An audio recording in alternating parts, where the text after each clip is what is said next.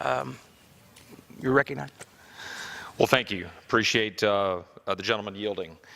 I rise today on the eve of the March for Life as a cancer survivor, as someone who appreciates every day that we're given from the good Lord above as a gift. I want to recount a story from a couple of years ago that my wife and I shared in National Review Online. What do you do when the doctor coldly asks whether you'd like to terminate your child? 2 years ago this month, this became very real to my wife and me, and we wrote about it in that article in National Review. We received a call from one of our dearest friends. She was pregnant. She asked me if I would be the baby's godfather. But her words of joy were tempered. She then went on to explain a series of harrowing medical concerns. Significantly, that the baby might be missing a part of his brain, a part that connects the left and right hemispheres. She was terrified, and she couldn't ask questions quickly enough.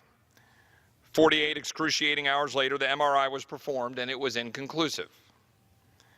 They were told to come back again in 2 weeks for another ultrasound. The next week, her OB, a woman doctor, silently reviewed the file.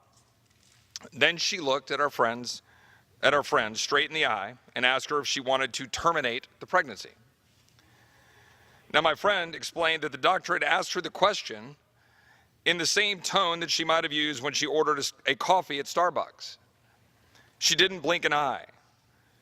She asked the question in front of her 2 little boys. She asked without her husband there. She offered no explanation or comfort. It was cold. The doctor told her she had to decide quickly because she was approaching the 22-week limit, which is as long as you can legally seek an abortion in Virginia.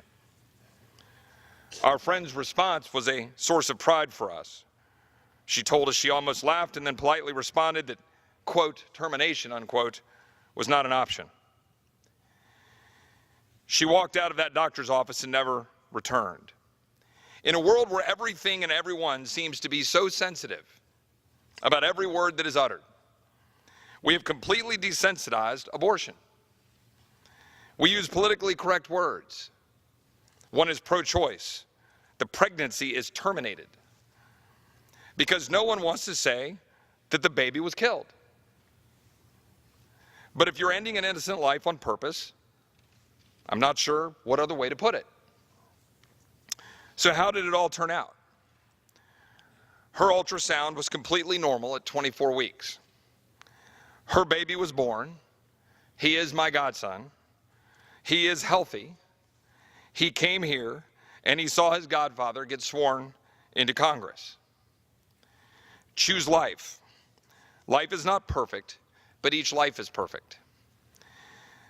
Madam Speaker, I'd ask unanimous consent for this op-ed in its entirety, published on January 26, 2017 on National Review Online, co-authored by my wife, Kara, to be entered into the record.